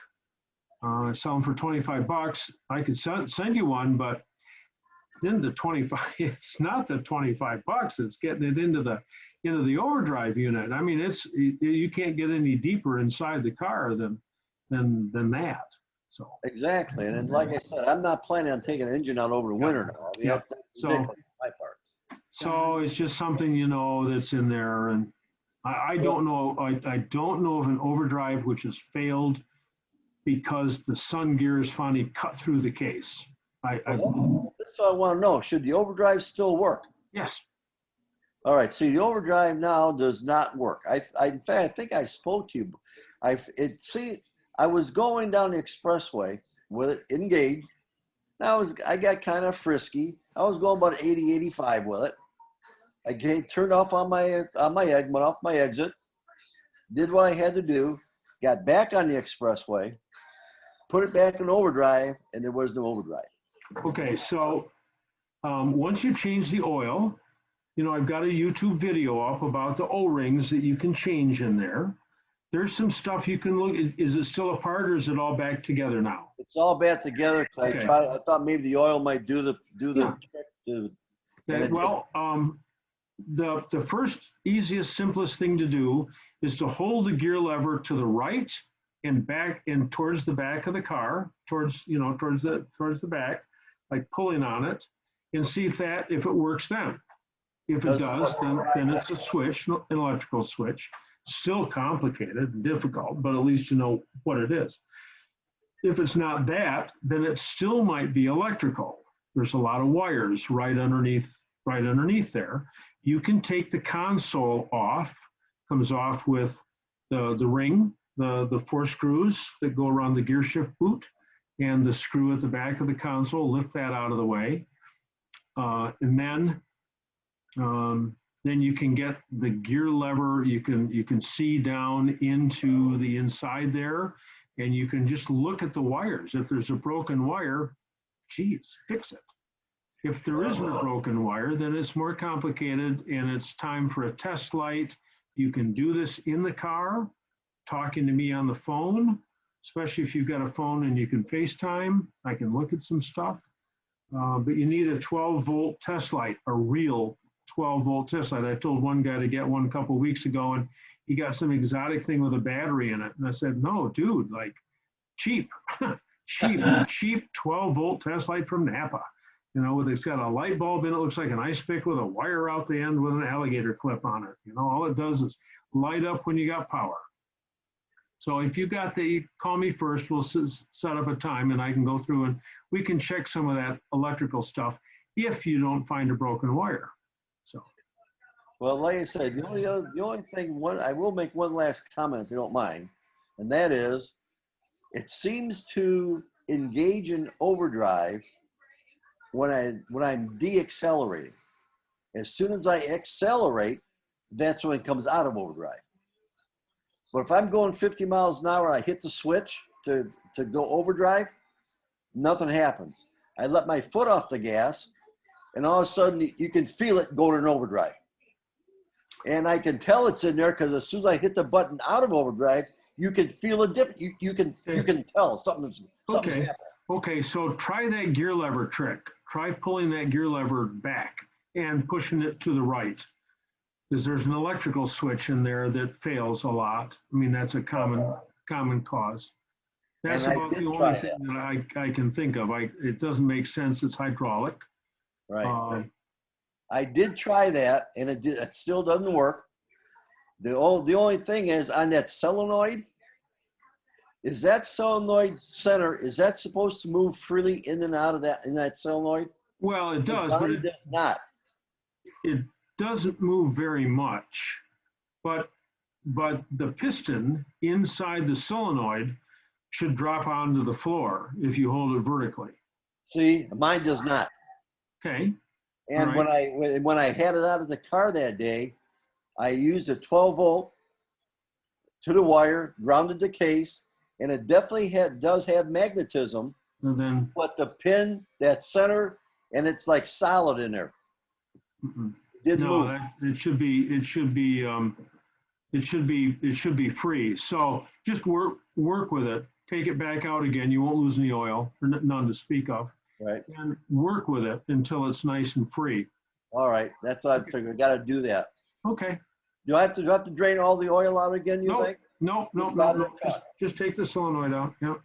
Well, I don't know if you can see me or not, but I can see you pretty on my picture. Thank you very much, John. You are the wizard. I've always said that. You are the man. Thank you. Thank you very much. Okay. Oh, look at that. We got some more questions here. So, oh my gosh, all of a sudden. So we'll go. We can go to 9:30. I got no problem. Is this recorded? Yes. Midget heads have a brass plug between 2 and 3 that sometimes recedes and allows the head gasket to fail. This is from Rick. Thank you, Rick, for mentioning that. The heads. Okay. All right. So, but he said the head was flat, but okay. I mean, that's interesting. Thank you. Greg Swartley, I've got a 70 midget. What causes it to stick in first gear sometimes? The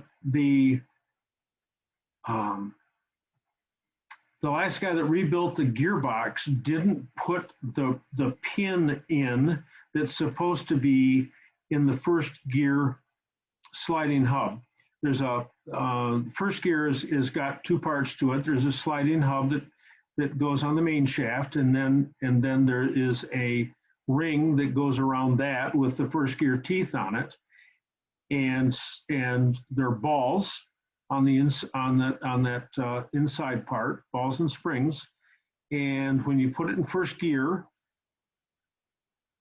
it can overthrow, and when you're in first gear, the center part is jammed up against second, so you're tearing the devil out of the second gear synchro while you're in first gear. There's a pin that prevents that from happening. That pin wears. I shouldn't say that the guy left it out, but that pin wears, and that can happen. So you can end up with this overthrow. If it sticks in first gear, like really sticks in first gear, then you run the thing in first gear up to about as fast as you dare, up to 5,000 RPM, and pull really hard, and you can get it to come out of first gear. But that's only a temporary fix because you're going to forget and it's going to jam in first again. The gearbox has got to come apart. So just, be cautious using first. Hold on to it just a bit. That's what I've been doing for the last 2 years is. Time to, that engine and gearbox comes out of there and pretty easy.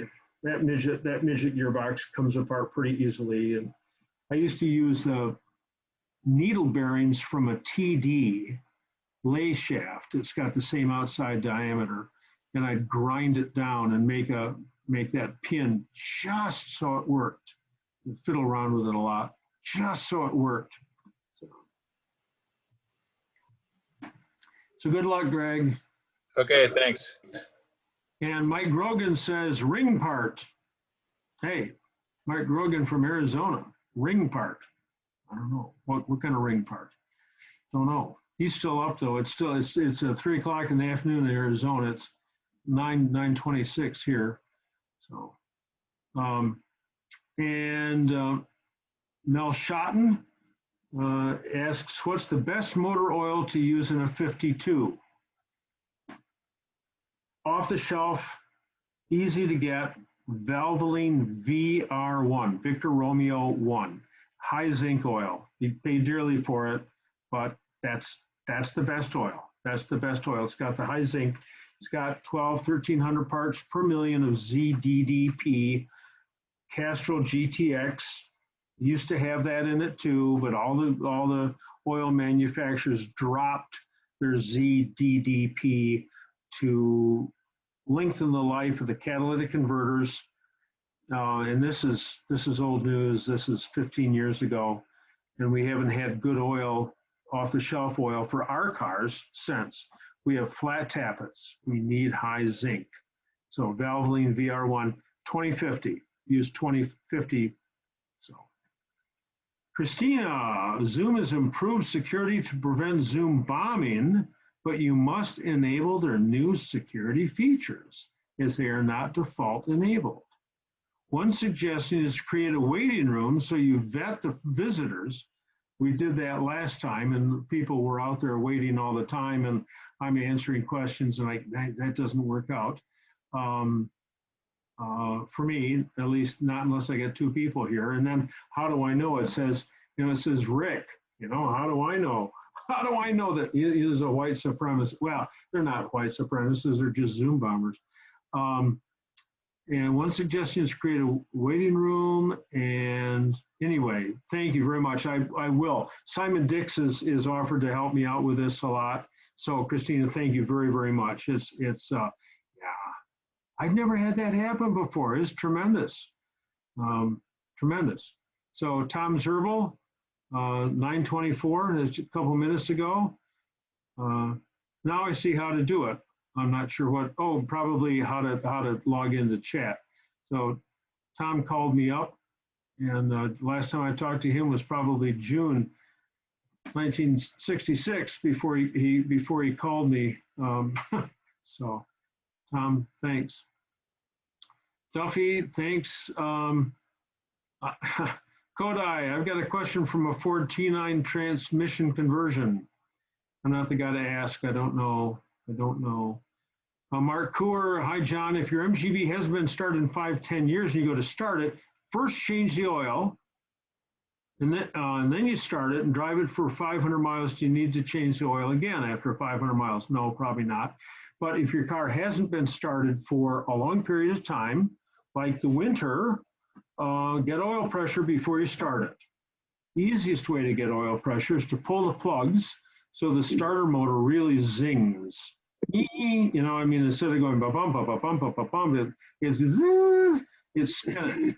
And the oil pressure will pop right up. As soon as the oil pressure gauge pops, you got oil pressure, you can put the plugs back in, start it up. So, but after that amount of 5 or 10 years, I just I change the oil, just be done with it. Ray. Thank you, John.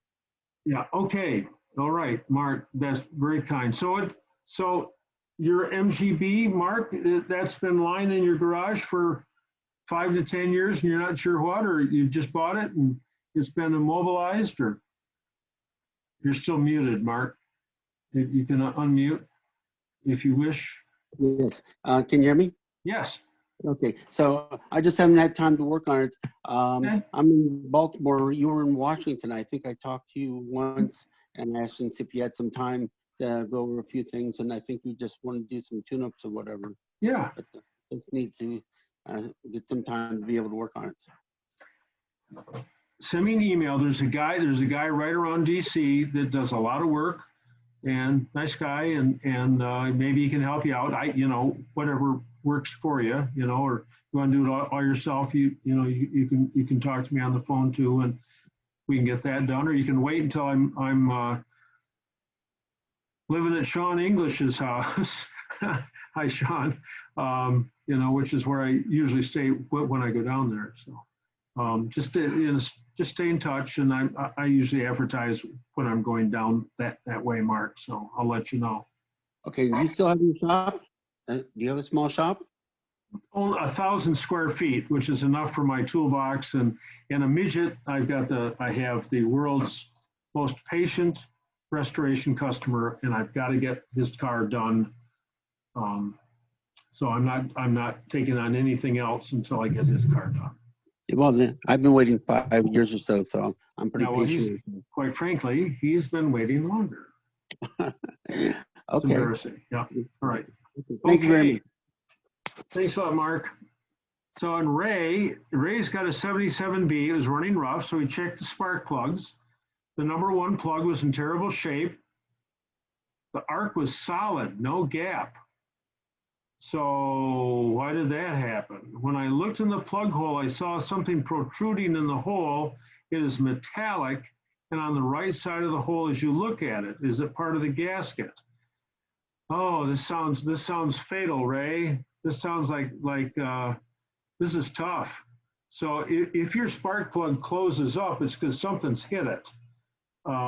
Something's either come through the carburetor and got in there, or we used to see all kinds of stuff get sucked into the engines, but it's probably not the cylinder head gasket. So some people say, well, you can get these probes, to go down in there and look and see what's going on. Don't waste your money on the probe, because if there's something down in there that shouldn't be there, the head's got to come off anyway, and you'll know it'll be really easy to tell what's going on if you get the head off. But there shouldn't be anything that you see in there. So I can't begin to tell you what's going on in there, Ray. It sounds like it's to get the head off.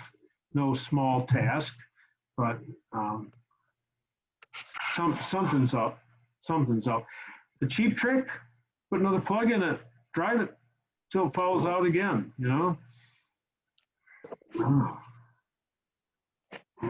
Adam Lombard, got time for a weird overdrive question?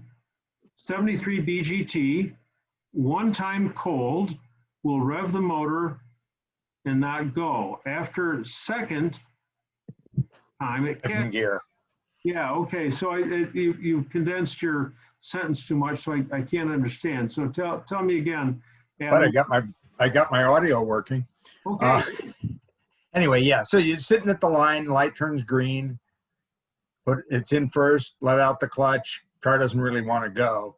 Get a little speed, get into second, doesn't really want to go, get into third, he's happy, get on the freeway, and it's running fine, never does it again. And then a few days later, it's a cold morning, it'll do the same thing. It's totally intermittent, and it's done it for years. Okay, I so thought it was the clutch hose, but it wasn't. Okay, so there's two things. There's the clutch and there's the overdrive. So if it's the clutch, then changing the clutch hose would do it. So it must not be the clutch. I'm thinking here, that's why I'm taking it some time. And the fact that it sort of seems to get better as it warms up makes me wonder if it's in the overdrive, which is what you proposed, so my mind has gone there. but there's two clutches for direct drive. There's the cone clutch, which the workshop manual calls the sliding member. You've got the cone clutch, and then you've also got a sprag clutch in there, both of which should propel the car forward. And I can't for the life of me. And does overdrive work okay? Yeah. Yeah. Now I haven't tried the overdrive when it's doing this because it's still in first or second gear, so it's not going to function anyway. I want to put my money on the overdrive. So what you're telling me is it's going to do it for the rest of the time I own the car. Because I'm not going in there to chase down that intermittent. Okay. All right. Well, you know what? I mean, and it's intermittent. But it's intermittent when it's cold. Yeah, that's good. That's good. I'll run that by some of my friends, and that's pretty good. That's a nice one. Because I don't have an answer for it. Most of the questions that come up, I've seen it before, heard of it before, but I do not remember that, not at all. So anyway, yeah, okay. Where are you, Adam? I'm Southern California MG Club. We're going to be neighbors with your daughter, and we're going to have matching 73 BGTs. All right, okay. She's what color is hers? Teal blue. Teal blue. Teal blue. Oh, teal. Perfect. It'll go great with lime flower green. Oh my gosh, lime flower. There's so few of those. My wife's first car was a lime flower. I mean, you just don't see that color. So yeah. A precursor to Citron, sort of. I mean, precursor to Harvest Gold and precursor to Citron. Oh, very cool. It's between Citron and Tundra. It's sort of pea soup green. Yeah, I had one. So yeah. Well, anyway, I'll be out there. I know I'll be out there. So please make sure you let me know when you are. I will. First of all, I'll come to one of your club meetings. So hopefully we'll be in person by then. What's the time frame? Well, yeah, I hadn't thought about that. Yeah. So anyway, she's moving. She's working in Eagle Rock. It's not far from here. Well, you look at the map. Nothing's very, very far. But then you draw out, and you realize that there's like 10 million people that live there. I made that number up, but that's not so far off. That's about right for the county. Yeah, it's in Michigan. People say, "Oh, well, how far away are you?" And you say, "Oh, 2 hours." And from that you can judge how many miles it is, because we're running at 60 miles an hour, but it doesn't look like you run at 60 around where she's going to be. So anyway, although with COVID traffic, it's a lot quicker. Yeah, she's got an apartment about 3 minutes off I-5, so it's real nice. So okay, hey, thanks, Adam. I'll look you guys up for sure. For sure. So anyway, Daniel Gomez, what's a fair price? I'm not the guy to ask. What's a fair price for a 54 TF, all body work done, but needs to be completed? Most of it is there. There's some missing dials and some other things to finish. Remember, if you were on the other one when I went through, if you want a TF, buy the nicest one you possibly can. I don't know. What's a fair price. I don't know. I just don't even, Daniel, I don't even know what to tell you. I don't even know what to tell you. If somebody said $2,500, I'd say that sounds fair. If they said $12,500, I'd say, because there's more missing than you realize. And there's more missing than the owner realizes if it's not all back together. I mean, 13 years from now when he moves, he'll find the windscreen up in the garage, even though he couldn't find it when he sold it to you. So, hey, John, it's right in my background. That's the one I'm talking about. Oh, yeah. Okay. Yeah. Behind you, that one? Yeah. Let me see if I can get out of it. Yeah. Geez, that looks nice. I can't even begin to suggest. Okay. I just don't even know. Again, if it's under 10 grand, it looks like it'd be a deal, but above that, it's like, I can't even say. So. Okay, thanks. Where are you? I'm the one from Bogota. Oh yeah, okay, all right. Hey, and by the way, the carburetor and distributor, we built it in your shop about 5-6 years ago. Yeah, I went up there for the class. You work for UPS. DHL. Ooh, sorry. Yes, I remember exactly. Yep, I see it. Okay, exactly. I remember you. Absolutely, I do. Yep. Well, okay, all right. Hey, Okay, thanks. good luck. Dora, thanks. If you need help with a midget, perhaps I can assist. I've been restoring midgets, but I want to learn more. Yeah, you just have to get, you have to get here. Ray, I was able to touch it. It springs back. Geez, Ray, I forgot what we were talking about. But anyway, we're down to it. It's 9:41, and so I've been on for, I don't know, 2.5 hours with some excitement. Oh my gosh, lots of excitement. Bombers, Zoom bombers, all kinds of good stuff. So, yep, how exciting. So a couple of people have emailed me and my phone's been winking, and it's like, find those guys and prosecute them. It's like, I'll go with what Christina's offered and what Simon Dix has offered, and that is that I'll find a way to slow this stuff down in the future. But that's just part of what happens. Jack Vandy Bogart, you're on. Oh my gosh, I see you there. Jack Vandy Bogart lives across the street from where I grew up in my hometown of Marshall, 49068, Marshall, Michigan, home of the center of the universe. Hey, Jack, how you doing? Pleasure. So, all right. Well, anyway, I'm gonna unmute.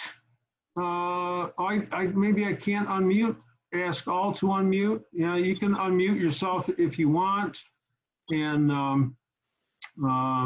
we can. There's a couple of people talking here at the end. It's always interesting, but I'll shut it down in about two minutes. But anyway.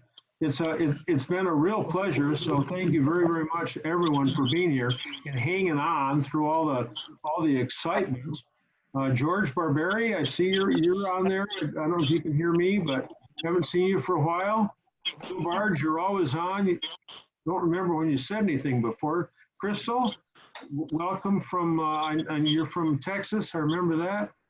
And Rob Emge, I just talked to my good buddy David Emge, who's a retired actor. Met him in Vietnam. He starred in a cult movie, Dawn of the Dead, and so he's got a following. So just talked to him the other night. So Dave Smittle, how do you do? Always a pleasure to see your dad when he was out and about and cruising, and you turned that TC into a 1928 midget or something.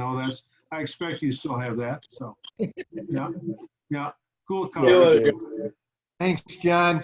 Thank you. Good night. Okay, thank you, ladies and gentlemen. Thank you very, very much for John. Thanks, John. Mount. Oh, we thank you, John. Hey, it's a pleasure. Been a lot of fun. Thanks, John. Yeah.